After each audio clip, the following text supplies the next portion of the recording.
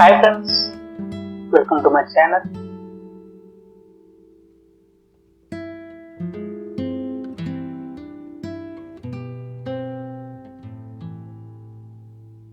మా ఛానల్ ఇంకా ఎవరైనా సబ్స్క్రైబ్ చేసుకోకపోతే వెంటనే సబ్స్క్రైబ్ చేసుకోండి.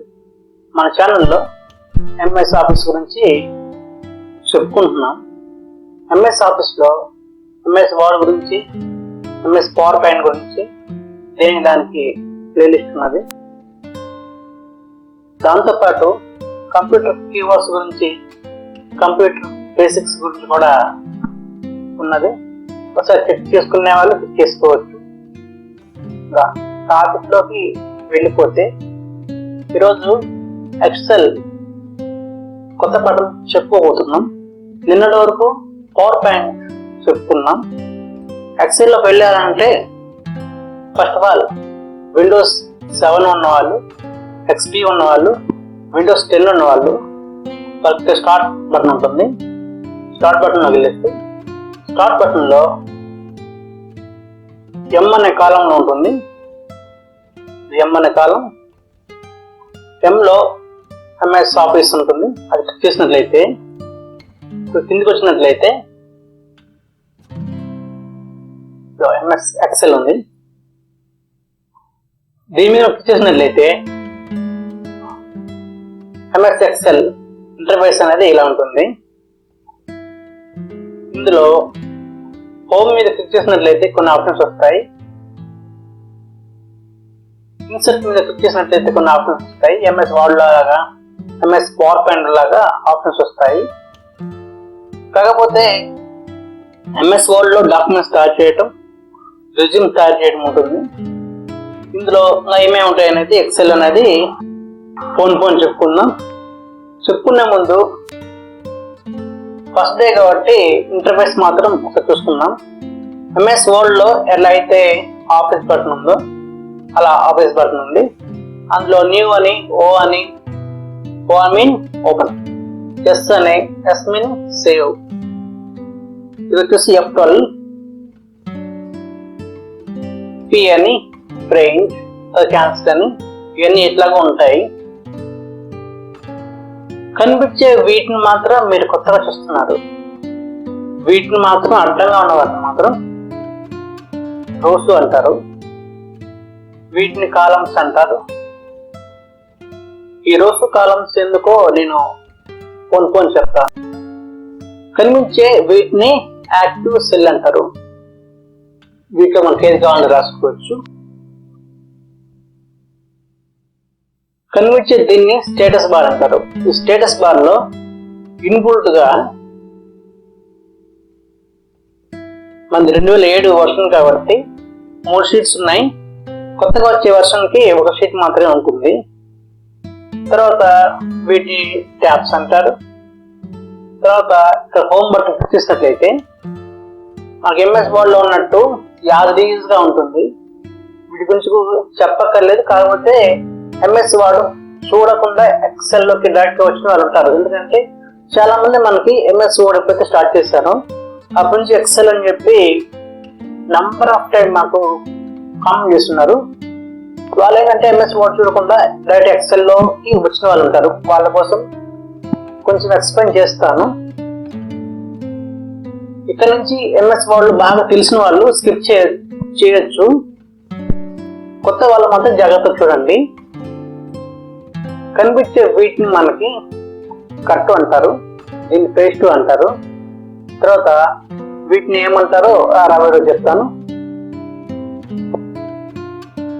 ఓకే, మనం ఈ హోమ్ మీద క్లిక్ చేసినట్లయితే, హోమ్ ఆఫ్ చేసినట్లయితే ఇక్కడ మనకు కొన్ని ఆప్షన్స్ వచ్చినాయి.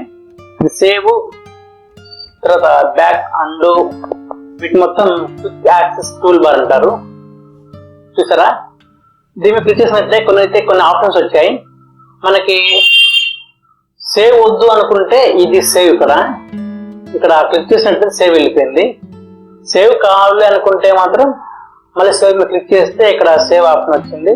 ఇది ఎందుకంటే మనం వర్క్ చేసుకునేటప్పుడు వర్కింగ్ స్పీడ్ ఉండడానికి ఇక్కడ మీకు ఫాస్ట్ గా మీరు యాక్సెస్ చేయడానికి కొన్ని ఆప్షన్స్ ఇస్తారు. నెక్స్ట్ వన్ వచ్చేసి వీటి మొత్తాన్ని రిబ్బన్ అంటారు. తర్వాత హోమ్లో ఒక బ్యాచ్ ఉంటుంది, ఇన్సర్ట్లో ఒక బ్యాచ్ ఉంటుంది, తర్వాత లేఅవుట్లో ఒక బ్యాచ్ ఉంటుంది. హోమ్లో బ్యాచ్లో కూడా రకాలు ఉంటాయి. ఇదొక బ్యాచ్, ఇదొక బ్యాచ్, ఇదొక బ్యాచ్, ఇదొక బ్యాచ్. తర్వాత మనం వర్క్ షీట్ చేసుకుంటున్నాం కదా, ఈ వర్క్ షీట్ లో మనం ఎంత పెద్ద వర్క్ అయినా తీసుకోవచ్చు. దీంట్లో రోస్ ఎన్ని ఉన్నాయి, కాలమ్స్ ఎన్ని ఉన్నాయి తెలుసుకోవాలంటే మనం కీబోర్డ్ లోకి వచ్చేసి నెంబర్ 1 దగ్గర క్లిక్ చేసి షిఫ్ట్ పట్టుకొని రైట్ ఆర్మ్ మార్క్ కొట్టారనుకోండి, రోస్ ఎన్ని ఉన్నాయో మనకు కనిపిస్తుంది. రోస్ ఎన్ని ఉన్నాయి, XFD. XFD అని ఎందుకు ఉందంటే మీకు చూసినట్లయితే A to Z ఉంటుంది, Z తర్వాత ఏమొస్తుంది అనేది చూసుకున్నట్లయితే Z తర్వాత AA, AB, AC, AD అలా మీకు అన్ని ఉంటాయి. తర్వాత కాలమ్స్ చూసుకున్నట్లయితే సేమ్ కంట్రోల్ పెట్టుకొని రైట్ డౌన్ ఏరో అనుకోండి, కాలమ్స్ ఎన్ని ఉన్నాయంటే ఇక్కడ చూసుకోవచ్చు మనం. ఓకే, మళ్ళీ స్టార్టింగ్ లో వెళ్తున్నాను. తర్వాత వచ్చేసి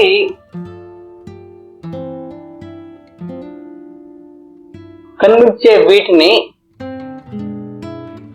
సెల్ యాక్టివేటర్ అంటారు.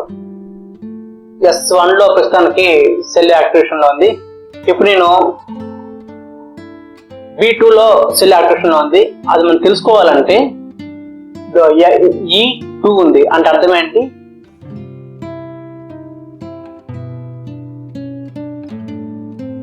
అంటే రోస్ కాలమ్స్ లెక్క పెట్టుకొని ఇక్కడ చూపిస్తుంది మీకు. ఇక్కడ ఫార్ములా బార్ అంటారు దీన్ని.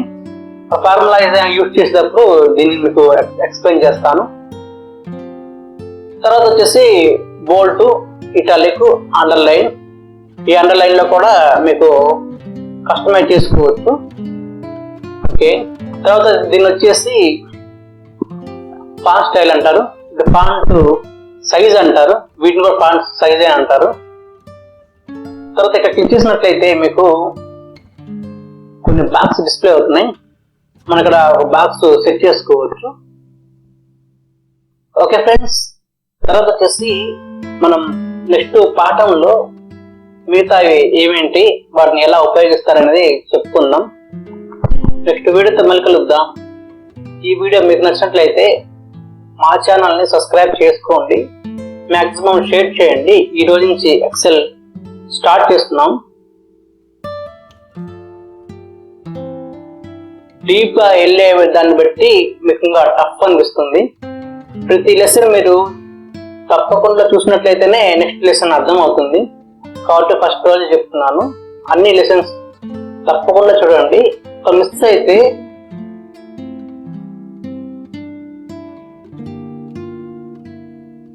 మా ఛానల్కి వచ్చేసి ప్లేలిస్ట్ ఒకసారి చెక్ చేయండి.